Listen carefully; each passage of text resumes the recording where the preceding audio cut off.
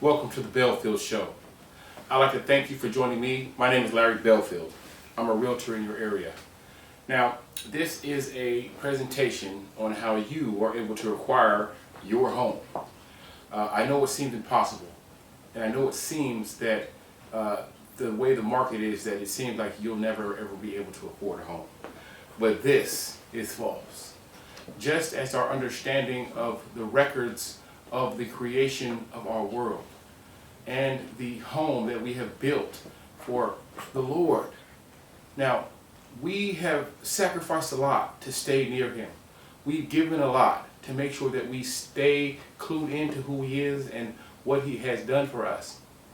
Now, if we tune in, if we go on our walk and our journey with the Lord, anything is possible and everything will be possible.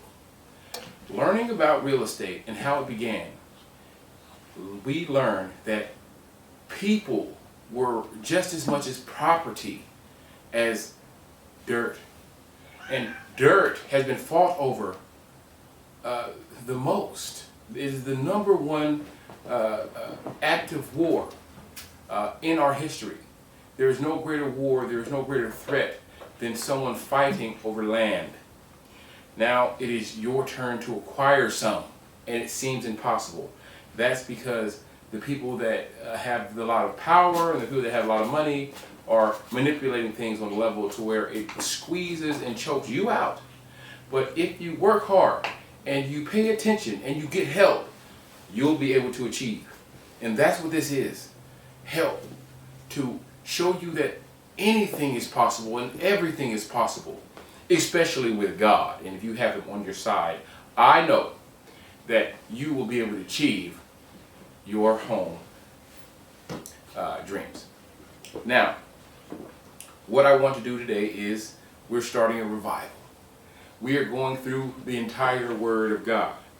We're going to go through story by story, line by line, to make sure that you have the full account of these records so that you know the truth and you know our history. It begins with the house of the Lord. It begins with Him building a house for us, and it will end with the Lord attaining a house for you. Today we start at the beginning of creation. Adam and Eve. In the beginning was creation. Towards the end of building the new world, men were created. The two events are so close that it seems like man was made with all creation. However, we come after the creation of all things. It's clear that He ordered the creation of all that we see and know. Then He Himself made man by hand. Then in chapter 2, man is given dominion over all creation. He is given knowledge to name and to organize all the life and creatures in the world. He is given ultimate control to manipulate the garden as he sees fit. However, there is a big issue with this garden. There are trees and vegetation that you should not eat. When I was a child, I thought that the Lord was evil or playing a trick on man to make him feel guilty or sinful. Later on, as I got older, I thought that the Lord wants us to have temptation and to be able to rise above it. See, idiots like lessons. However, now when I see the record, like the Olmec and the INKI, starting the East to look inside for clues, to commit a full engagement of science. See, these people are opening people up just to see what they ate. Now I'm realizing that you can't go into a forest that you don't know without a guide. See, a guide can tell you about every flower, every snake, every good tree, and every poison. Now that I'm about 40 years old, after hearing this again, and now I think that don't eat the fruit off of this tree means don't eat the fruit off of this tree. Then I realized that it's not about the fruit. It's not about the tree. And it's not about the power that it holds. It's about listening. If there were a people that completely listened to God, what would they look like? And instantly, I see the Olmec. Because this is how God dressed Adam and Eve as soon as they ate from the tree. A small cloth to cover their nakedness from skin of an animal. So we must be a people that fails to hear and stay near God. If this is the purpose, see, this is the purpose of God's word, to bring clarity and understanding. For with God's guidance, we are like children. Without God's guidance, we are like children on a preschool field trip. With God, we are like kids on a preschool field trip. But without God, we are in a maze. Imagine walking through the forest and God say, don't eat that, that's for the cows. Don't go in that river, that's for the alligators. See, it's so important that we stay near him. And if we can't, he still has a plan. Most religious people stick to this as the fall or sin entering the world. For me, I see that God knows that he must take much more time and care dealing with us. Most think at this point God left us. However, on the contrary, it's just the opposite.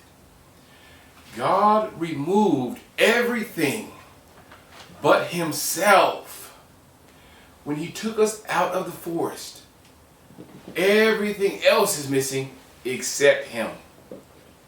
See, together we in the Lord left the forest. Then he showed us immediately how to build houses and cities. See, there was no evolutionary plane. The first people on the earth built houses and built cities. See, there is a record and evidence of this city. The first city of man was created for the first man and woman. God helped Cain himself build a city. Adam was the first man. So how can the first and only man on the planet have the resources to build a whole city? How would he have the knowledge? This is where the sons of heaven come into play. Now, we're able to enter into Cain and Abel. See, after the slaying of Abel, Cain pleaded fervently to God. He cried and he prayed until God answered. And God made his life better and kept him after his suffering for killing his brother. He was granted land and developed a city, which became Enoch.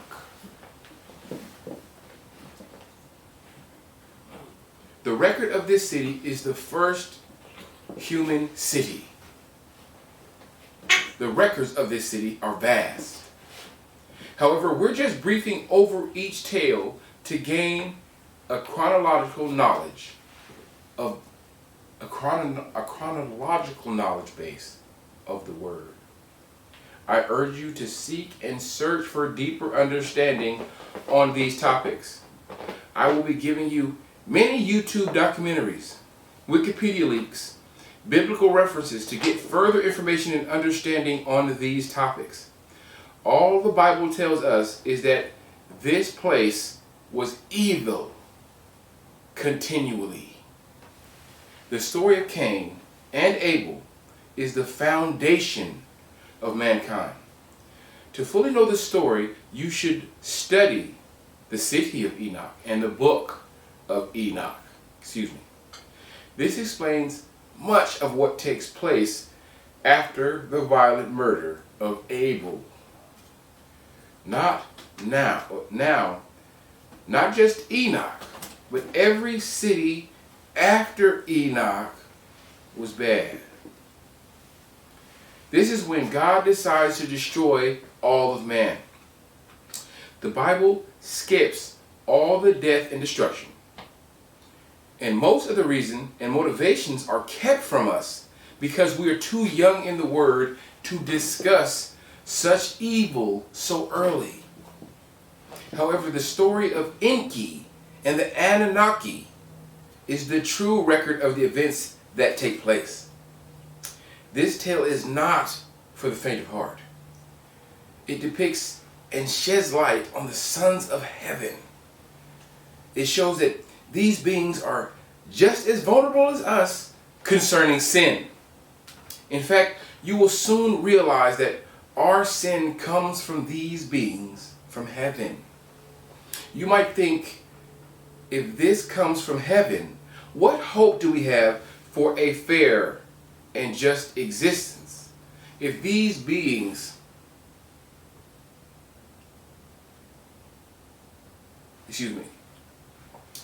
if these powerful beings can do such harm to us and we can do nothing to stop them from using us like shoe leather.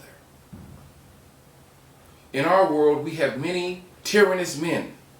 We have had many dictators that have destroyed many, many good things. And people, after thousands of years of life on this earth, this should just be a walk in the park for us. After World War I, World War II, civil rights, with the third on the rise.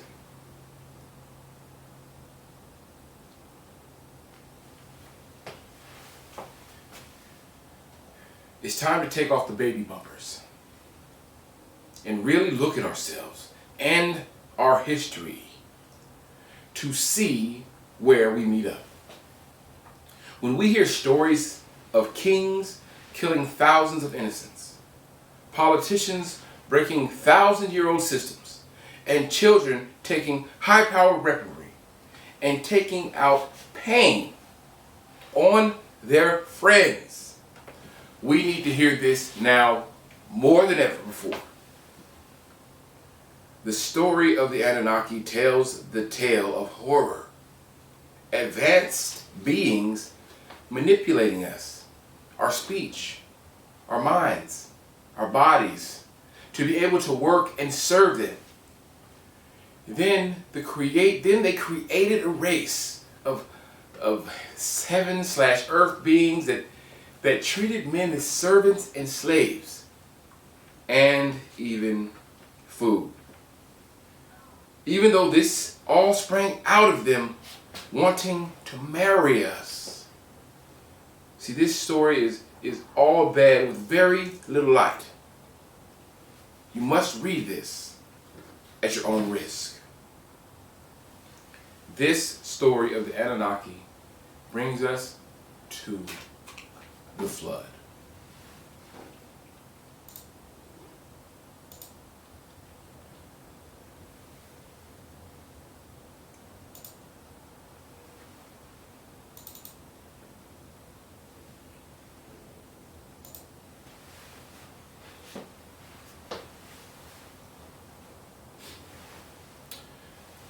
The flood.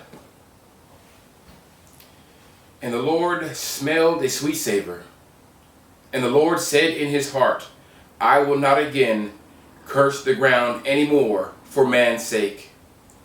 For the imagination of man's heart is evil from his youth. Neither will I again smite any more everything as I have done, while the earth remaineth. seedeth and harvest, and cold and heat, and summer and winter, and day and night shall not cease. Genesis 8:21. In chapter 9 of Genesis, we are at the point after the world has just been annihilated by God. And he begins to instruct Noah on how to live and eat on the plain. And the Lord makes it abundantly clear that you can't eat things that are... The Lord makes abundantly clear that you can't eat things that are still alive. See, there will be a heavy penalty, and you will incur the Lord's wrath personally for the pain that you have caused. Most would think that this means that we must be vegetarians, but we must acknowledge the Lord's intelligence. You see, we were made to dress and keep nature. Then the Lord saw that this was hard and not fun. So the Lord added a helpmate. Now, most think that one would be over the other. However, in the creation story, you know, is a translation from 1,000-year-old text, maybe even 10,000. In the King James Version, God takes a rib from inside Adam. However, the translation of rib translates to side. And it changes the verse from pulling apart a bone from inside Adam to create Eve. Or is God caused Adam to rest and created Eve the same way he made Adam, alongside Adam. You see, this is why you need a church home. It is the only way to get the full understanding of the word. There is so much that had to be left out that every single word needs explaining. That's how old these records are. The second thing is that the Lord was angry about is that you don't kill man. Look, if you shed the blood of a man, your blood will be shed by man. Today in my state of California, we're soft on the death penalty. But the Lord makes it clear what happens when you break his law. So after the flood, the Lord made two things very clear. Don't eat things while they're still alive. And don't kill mankind. With these two laws, we became quite aware of what is taking place in these times.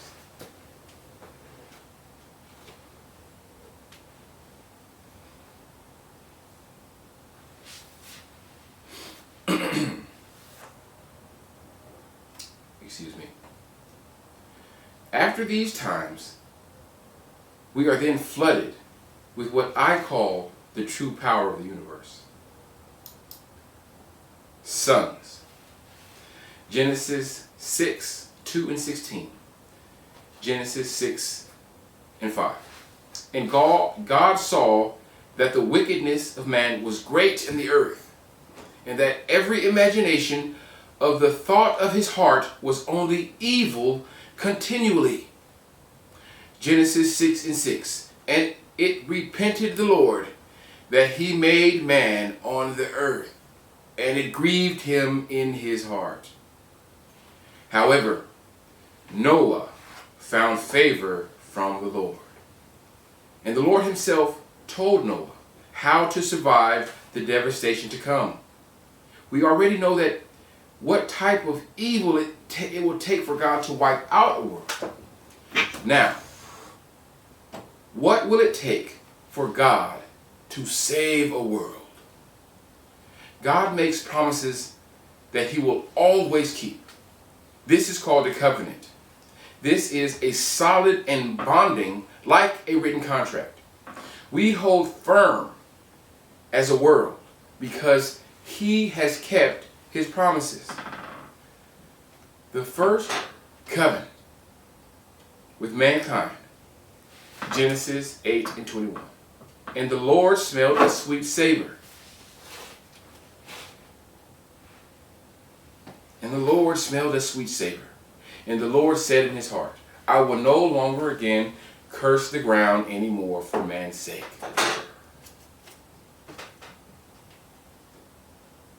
For the imagination of man's heart is evil from his youth. Neither will I again smite any more everything as I have done.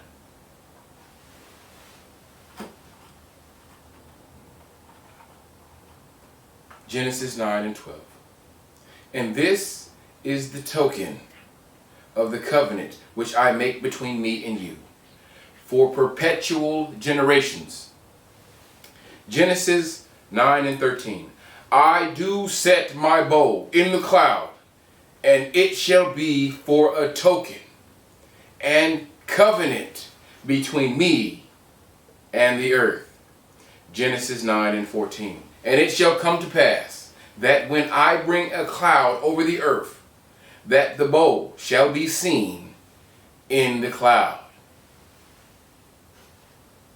Genesis 9:16. And the bow shall be in the cloud, and I will look upon it, that I may remember the everlasting covenant between God and every living creature of all flesh that is upon the earth. I may have misquoted that. And the sons of Noah went forth of the ark were Shem, and Ham, and Japheth. And Ham is the father of Canaan. These are the three sons of Noah. And of them was the whole earth overspread. Have you ever felt like destroying all of mankind? You don't have to tell me a thing, right? I already know. As you can see, this is the beginning of the world, and it has already been destroyed several times. First with Adam and Eve, and the fall of mankind. Then the two firstborn children kill one another over trying to please God.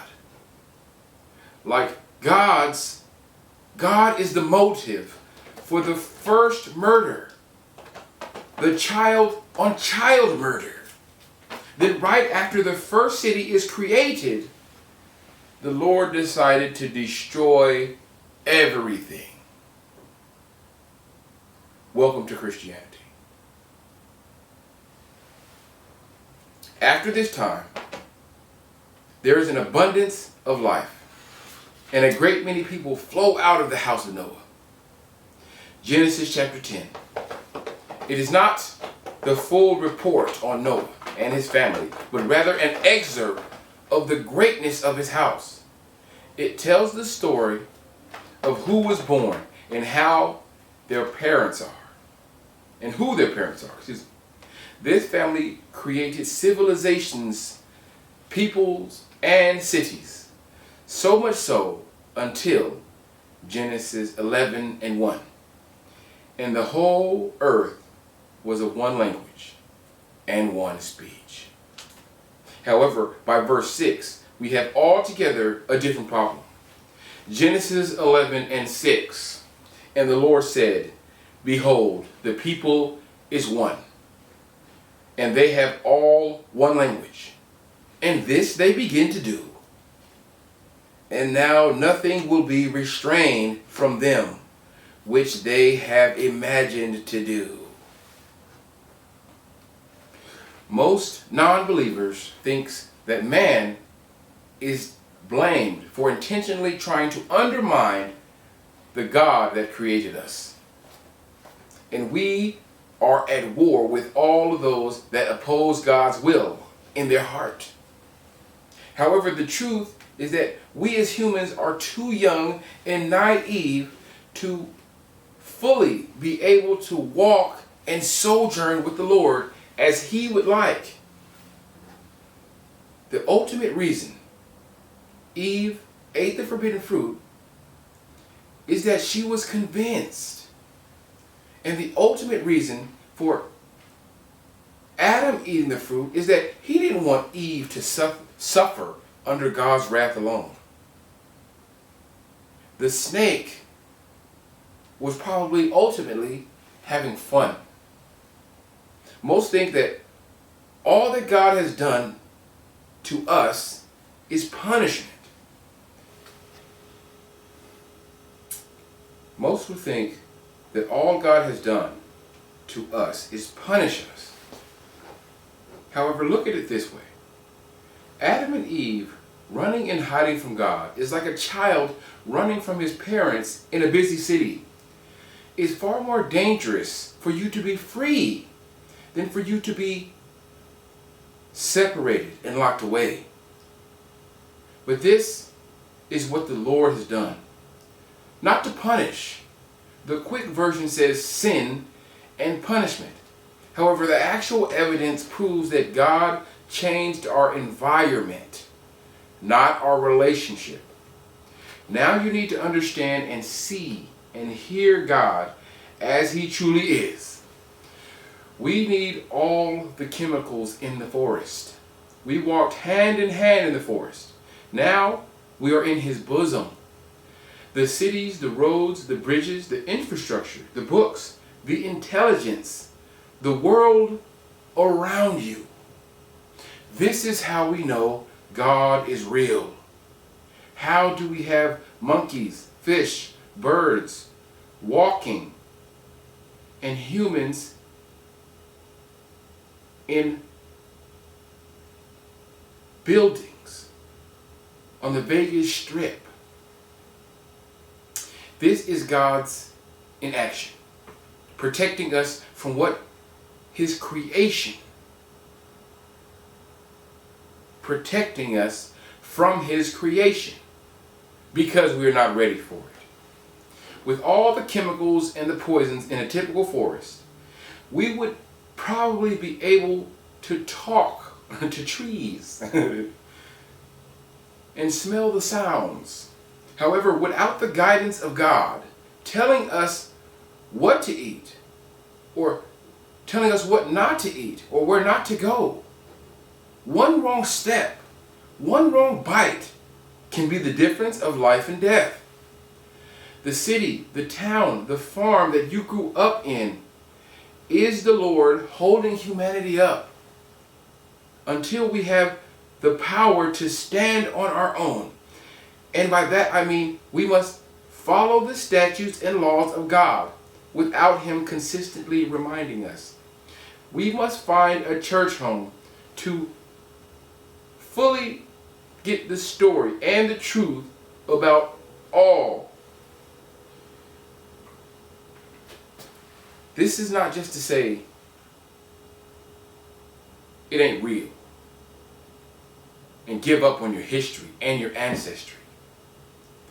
You must find a church home to find the full story and the truth about all of this. Not just say it ain't real and give up on your history and your ancestries. Cities are the protection of God, keeping the real world out until we are ready and able to handle the true relationship with Him.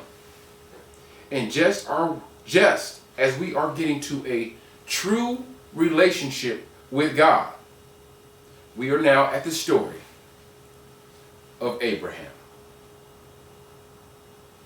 I'd like to thank you for joining me on this week's revival of the Belfield Show.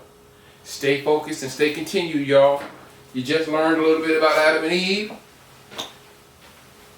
Cain and Abel, the flood, and now you got a little homework. You're going to watch the ANNONOKI, and you're going to look up the records of Melchizedek.